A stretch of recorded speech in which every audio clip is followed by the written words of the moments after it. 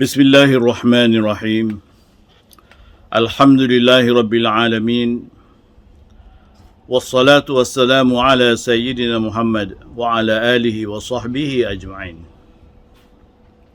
Allahumma arzuqna ya Rabbana fahman nabiyyin wa hifdhal mursalin wa ilhamal malaikatil muqarrabin fi afiyatin ya arhamar rahimin. Allahumma allimna at-ta'wil wa faqihna fid din wahdina ila sawa'is sabil ya Rabbana zidna ilma warzuqna fahma. Rabbana shrah lana sudurana wa yassir lana umurana wahlul 'uqadan min alsinatina yafqahu aqwalana. Assalamualaikum warahmatullahi wabarakatuh. Kepada semua pelajar-pelajar Masjid Darul Ma'mur, daripada pengurusi dan ahli jawatan kuasa serta pegawai-pegawai masjid sekaliannya, dan terima kasih di atas sumbangan tuan-tuan kepada masjid. Mudah-mudahan masjid dapat mengambil faedah daripada sumbangan tuan-tuan itu dengan sebaik-baiknya. Pada hari ini saya akan teruskan pelajaran Tauhid, iaitu daripada kitab Aqidatul Najin. Saya mulakan dengan membuka surat 134.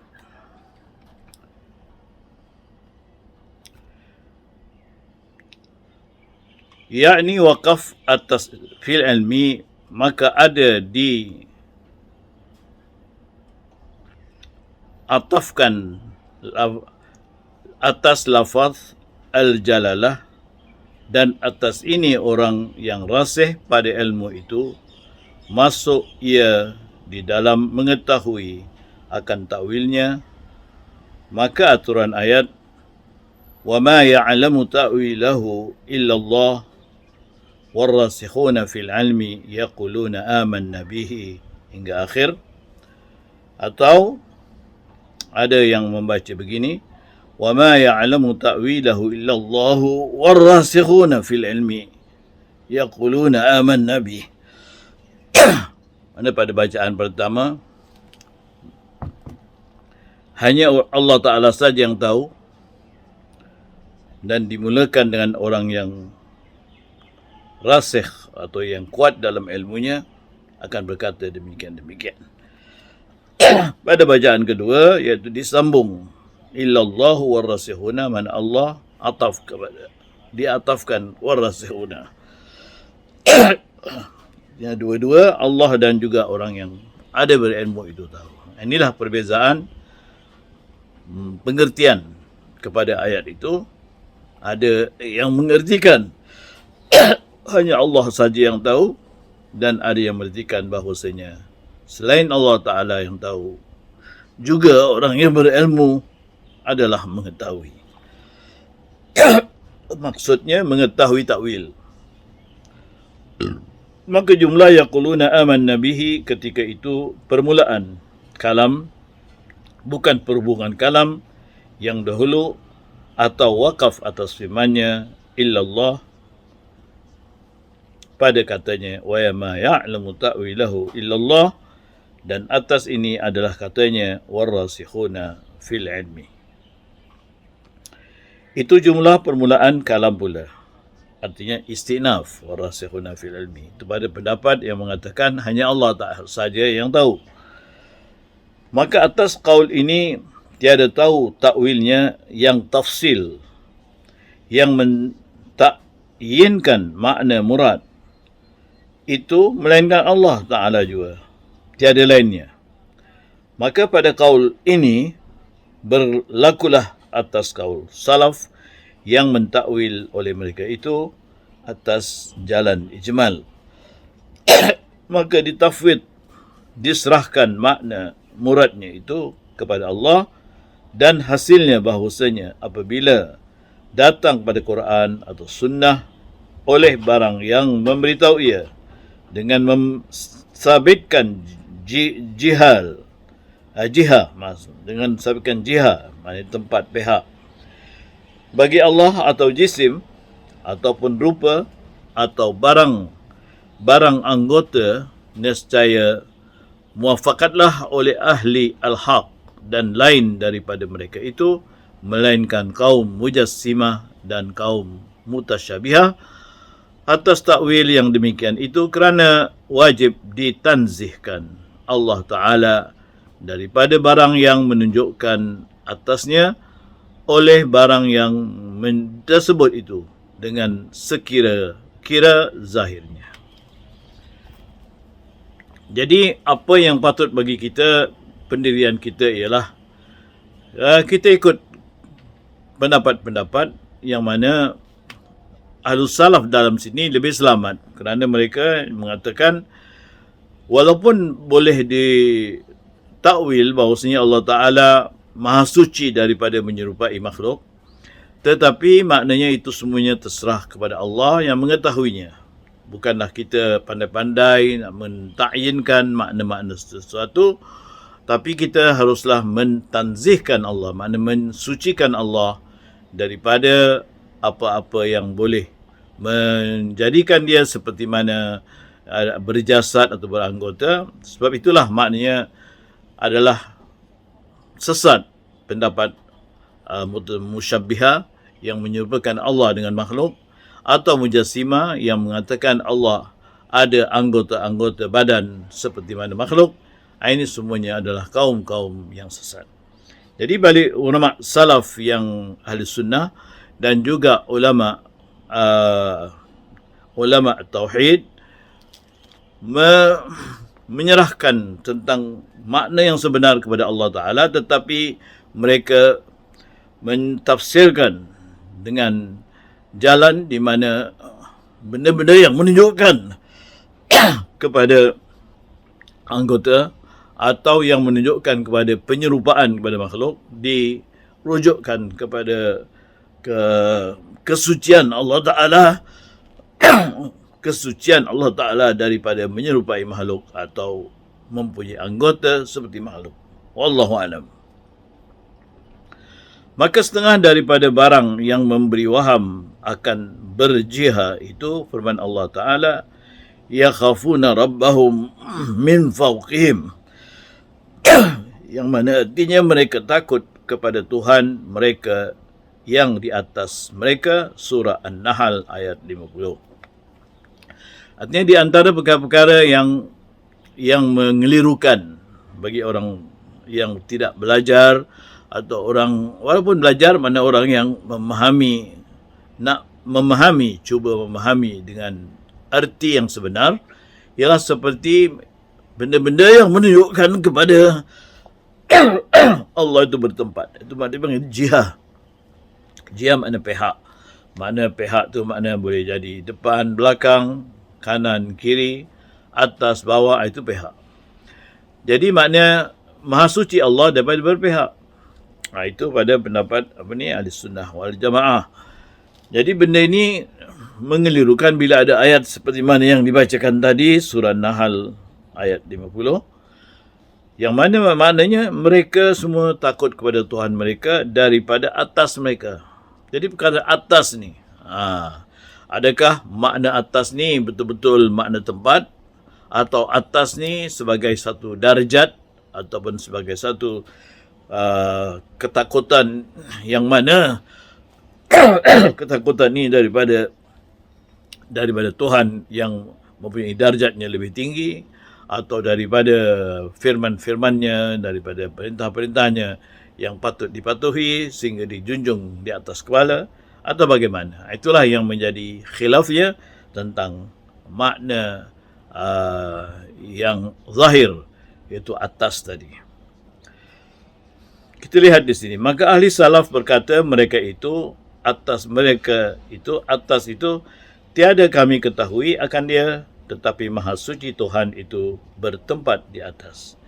Jadi ahli salaf mengambil jalan selamat, mengatakan kami tak tahu apa makna atas yang sebenarnya, dan Allah Ta'ala Maha Suci daripada menyerupai mana-mana makhluk, dan terserah pada Allah Ta'ala makna yang sebenar maksud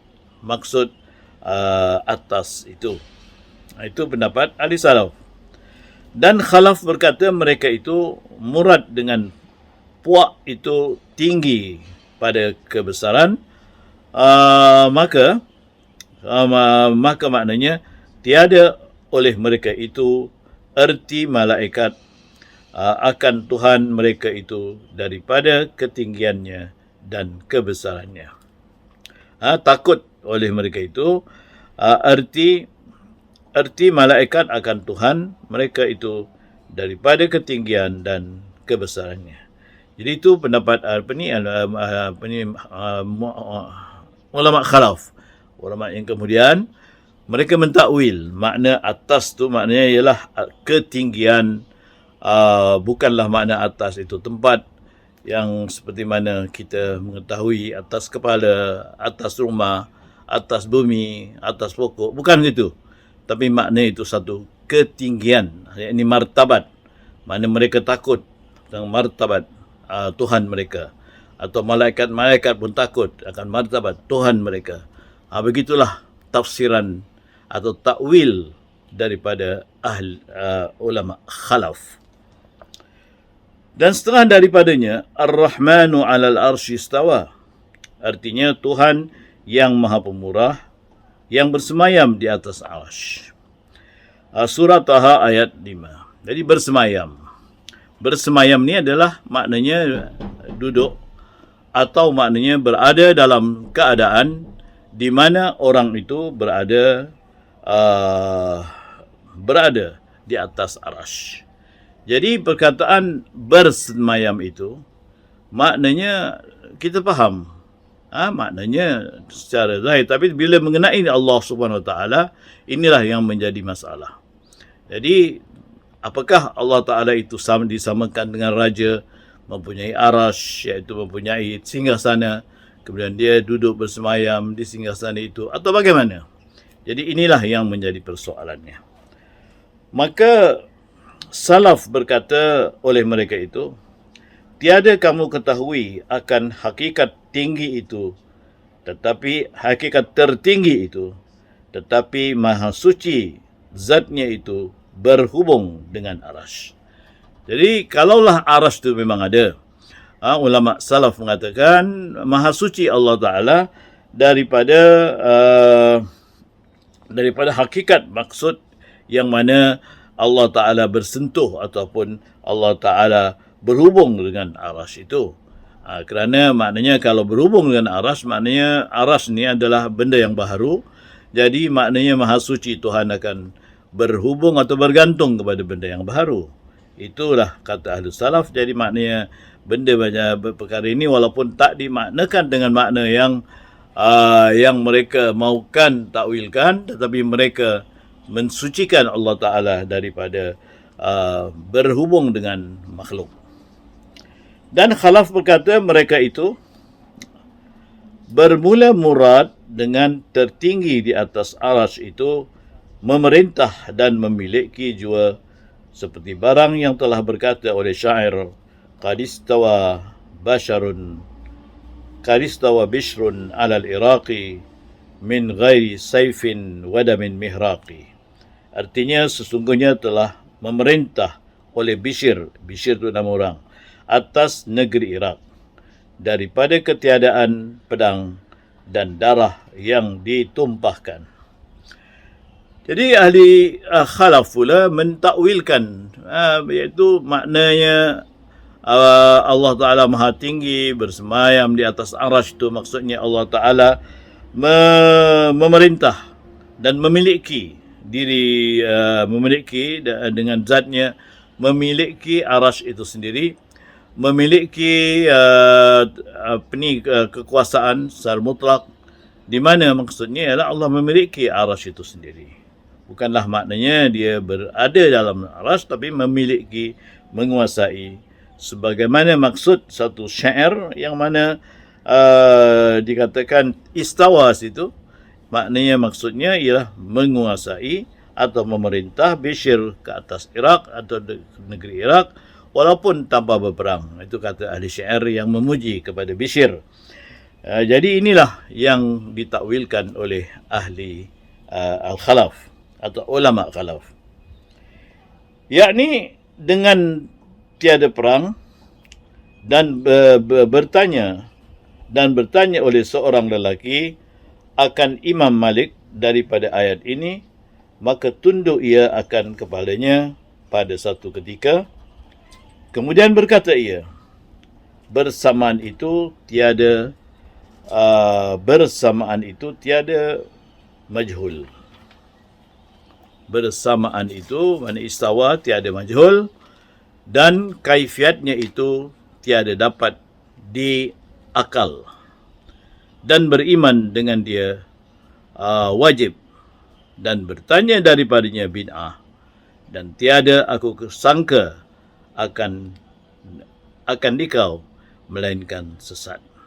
Maka tiada aku sangka akan dikau melainkan sesat, maka menyuruh jauh ia daripada dia, maka keluar ia. Jadi Imam Malik bila ditanya perkara ini adalah soalan yang bukan mudah. Susah kerana ia kena mengena dengan zat Allah Ta'ala, kena mengena dengan zat alam, iaitu arash tu alam. Jadi bila katakan bersamaan Allah Ta'ala di atas arash, jadi Imam Malik mengatakan bersamaan itu memang kita ketahui maknanya. Tiada siapa yang tak tahu makna itu dalam bahasa Arab. Tapi caranya itu adalah perkara yang tak masuk akal, tak dapat difikirkan oleh akal. Itu kedua. Ketiga, kita wajib beriman bahawasanya Allah Ta'ala memang begitu, sebagaimana Al-Quran mengatakan begitu. Tapi kalau kita bertanya bagaimana makna arah istawa, bagaimana Allah Ta'ala bersemayam dan sebagainya, pertanyaan itu bid'ah hukumnya, makna haram, mengikut Imam Malik. Maka orang yang membuatnya bertanya-tanya dan pandai-pandai memberi arti, kata Imam Malik, adalah orang yang sesat. Maka Imam Malik pun menyuruh supaya kita jauhkan diri daripada perkara macam itu. Artinya janganlah suka-suka, pandai-pandai, tanpa kita memikirkan tentang kesucian Allah Subhanahu wa Ta'ala. Kerana yang terpenting ialah kesucian Allah, dan yang terpenting ialah keesaan Allah, kekuasaan yang mutlak, ilmunya yang mutlak, dan lain-lain.